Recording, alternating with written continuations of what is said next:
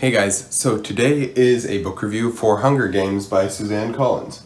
This is a dystopian future book and it is sci-fi, I guess. We're going to be starting off with characters, and we really only are going to talk about two of them because there's really only two main characters in this book, and that's Katniss and Peeta. There's a lot of other characters that influence the story and Katniss and her choices, but Katniss and Peeta are the main two. Katniss is almost an unlikable character. Like, she's not warm and fuzzy. If you met her on the street, you wouldn't say, oh hey, I want to be your friend.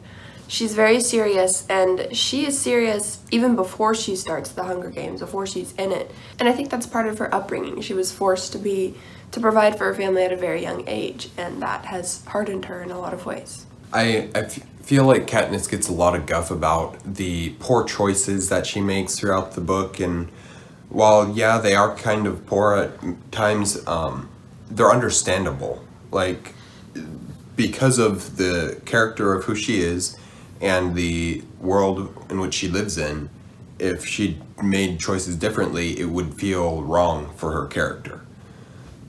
So I understand it, and I feel like she's a very realistic character in that way. But for some reason, I still don't actually enjoy her character that much. She, I guess, kind of just annoys me. Peeta is often characterized by being a weak person, weak and helpless. I guess he doesn't help Katniss. He's just, there for more stakes, to raise the stakes in the story so that Katniss can save him. But I think it's a little bit of the other way around. Peeta is not intended to be he's seen as weak, and he's not intended, I don't think, to be a super strong character. And that's because he's an ally to Katniss. He's not the villain, he's not the protagonist, he's her ally, and he works really well as her ally. Yes, he can come across as a little bit shallow, but I think that's just how his personality is. If you were to meet him in real life, if he was real, I feel like you would get that same vibe from him until you knew him better. He's superficially shallow, but deep underneath, I guess. And he has a lot of moral fiber that we see later in this book, and we'll talk about that a little bit more later. The first time I read this book, I really didn't like Peeta. He was useless and worthless. He didn't seem to add anything to the book, and I just didn't like him at all. But the second time through, I realized that there's more to him than just being useless. He is useless in many ways, yes, but he also has skills to offset his various weaknesses. I think this makes his arc in this book a lot better than Katniss's arc, personally. The plot of The Hunger Games is strong, it's driven. That's partially due to Suzanne Collins' writing style, which is a very driven writing style, which we like. The story goal is shown early on, even if it feels a little bit unattainable, like we're never going to succeed, but I think that just adds to the suspense. This plot it's good, it's not great. Nothing really stood out that made it spectacular, but it's a good plot. It's very consistent, it works well with the story and the characters, so that's good. There's also some really neat foreshadowing in this book that's fun to see after having read the following two books. So, pretty basically, this plot is that every year the capital chooses one male and one female tribute from each of the 12 districts to compete in their Hunger Games, which is like the highest form of entertainment for the capital. The way that it affects Katniss directly is that when Katniss's sister is chosen as the female tribute, Katniss volunteers in her place, and so that ties Katniss directly into the whole plot of the book. It is a very well done plot. It's very clear what the end goal is, but you don't know if it's actually attainable until you get there. And it is a very engaging and fun to read book, even though it is kind of sad and disturbing and scary at times. There's a couple different themes in this one, not as many as in some books I've read, I don't feel like, or maybe they're just too subtle and I'm not picking up on them. But family is a really big theme, and the preciousness of life is also a really big theme. We see that, and it's not a super obvious theme, I don't think. It doesn't come across as, oh, this is what you're coming to learn. But it's definitely shown, and that's partly because of Katniss's personal perspective. We are reading it from first-person point of view, and she sees this, and she knows that life is precious. This book also holds a lesson of what would happen if we let our freedom be taken away from us. Yeah, so like Kate said, family is a huge theme, but specifically protect your family. Do whatever you have to. In this case, Katniss volunteers to fight and probably die in the place of her little sister Prim, because she knows that's the only way to protect her family. But the other one that I noticed and really latched onto this read through was the freedom versus oppression. There's a line right before the games start where Peeta says to Katniss something along the lines of, and I don't remember the exact line and I don't really have time to find it anymore, and it's I want to die as myself. So basically, if I'm gonna die, I don't want to be a pawn for the Capitol, and I don't want the Capitol to take that part of me that is who I am. So that's very interesting, and it's very well done. And Katniss doesn't really understand that until probably halfway through the Hunger Games Series or the whole book? The book. And she starts coming to a realization of what he meant by it, and it caused a good character arc in her. Yeah, that's the moral fiber I was talking about with Peeta. He knew that he didn't want to be changed right from the beginning, and that's not something that Katniss was so concerned about. She was going for, I'll do whatever I can to survive so I can continue to protect my family, because they might starve without me. So the world/setting in this one is very interesting. It's a dystopian future, like we said, and it's set, so because it's dystopian, it's set in the future of North America after, I'm not sure what happened. World War III or something like that. But basically the entire world's destroyed, and all that we know of is this little chunk in Panem, in North America called Panem, which is the capital and 12 districts. There used to be a 13th, but that's explored later. And for some reason, I think probably because it just didn't fit into, and it wasn't necessary to tell the story of this book, Suzanne Collins decided not to explain and tell us what happened to the world. I really like this world. The Hunger Games get so much hate, and I think some of it is directed at the world, the setting. The Hunger Games is a very gruesome thing, very gruesome setting, and the fact that it could actually happen is a little bit scary, but I think that's what makes the world in this book so great, because it's, that could actually happen. It feels very real. Yeah, it's not too unimaginable. It could happen.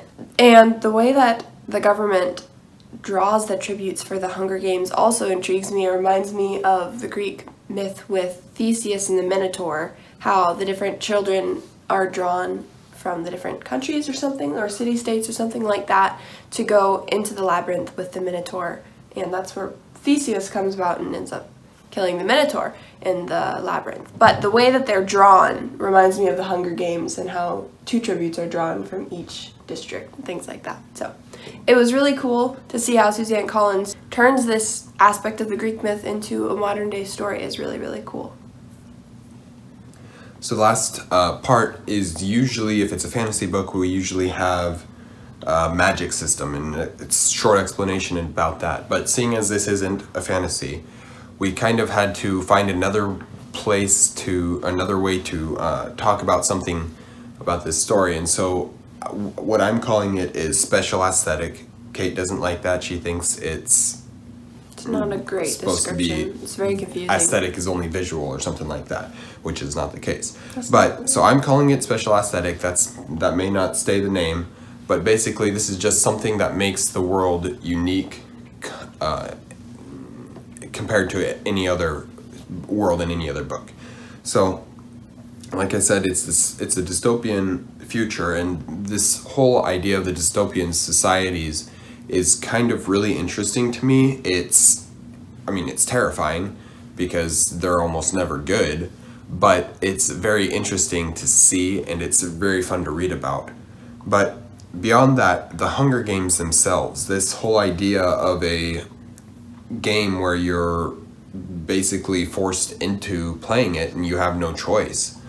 But then it also draws you together to one point where you have to kill or be killed. It's not a option. It's you will die or you will win.